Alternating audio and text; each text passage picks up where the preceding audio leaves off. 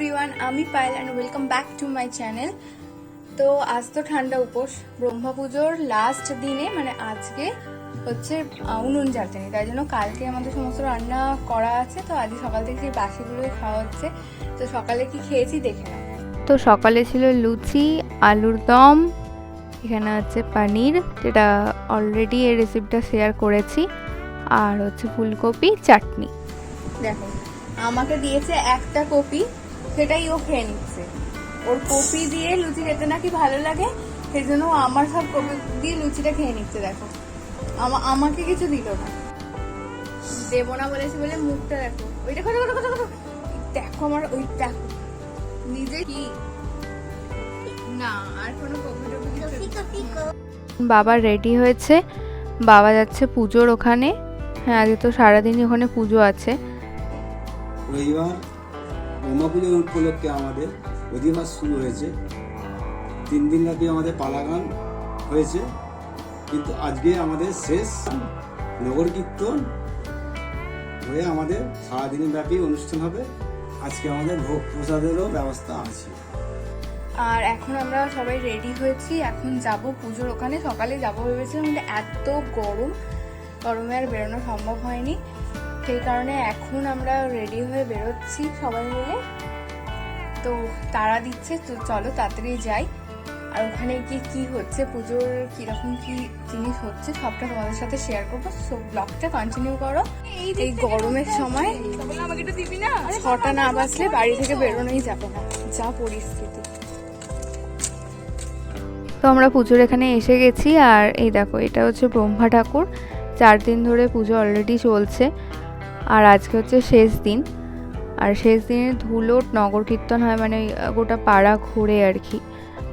আর বাতাসা ছড়া দেওয়াও হয়। এরপর কাদামাটিও আছে। ছোটোবেলায় আগে সারা দুপুর গিয়ে বসে থাকতাম, এখন তো আর যাওয়া হয়নি, তবে বাতাসা করতে আমার কিন্তু বেশ মজা লাগে।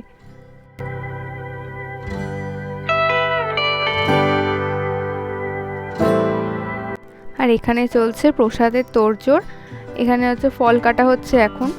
তো এই ঘরে ফলগুলো কেটে পাশের ঘরে নিয়ে যাওয়া হবে, যেখানে হচ্ছে ওই সন্ধ্যাবেলায় যে মালসাগুলো দেওয়া হবে, মানে ভোগ প্রসাদ দেওয়া হবে, সেখানে সাজানো হবে। এই যে এখানে হচ্ছে সন্ধ্যাবেলায় যে প্রসাদগুলো দেওয়া হবে সেটা সাজানো হচ্ছে। এটা মেনলি হচ্ছে ওই চিড়ে প্রসাদ, চিড়ে, মুরগি, ফল, এইসব।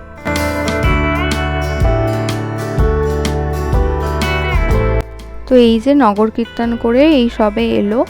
ওনারা বেরিয়েছিলেন কিন্তু সকালে মানে হচ্ছে তোমার ওই 11:30 12টা নাগাদ বেরিয়েছিল।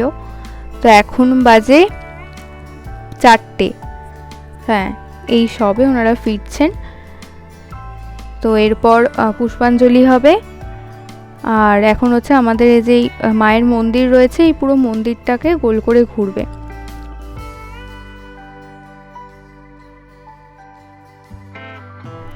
আর এখানে ছোটগুলো শুরু করেছে কাদামাটির আয়োজন।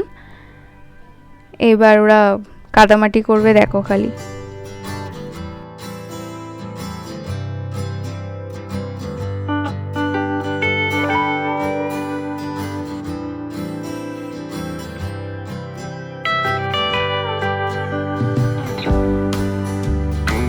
আর সন্ধেবেলা ভোগের গানের আগে এরকম হলুদ জল আর কি ছড়ানো হয়, মন্দিরটাকে আমাদের ঘোরা হয়, আর এরকম হলুদ জল ছড়ানো হয়। তারপর এই হাঁড়িটা হচ্ছে এখানে ঠাকুরের সামনে গিয়ে ভাঙা হবে।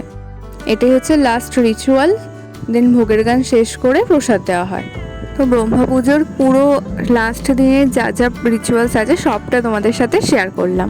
আজকে ব্লগটা এখানেই এন্ড করছি। যদি কিছু ভালো লেগে থাকে তাহলে প্লিজ লাইক করো, শেয়ার করো, কমেন্ট করো, আর চ্যানেলটা সাবস্ক্রাইব করতে ভুলো না। টাটা, দেখা হবে পরবর্তী কোনো একটা ব্লগে। সকলে ভালো থেকো, সুস্থ থেকো, আর খুব খুব খুব আনন্দে থেকো।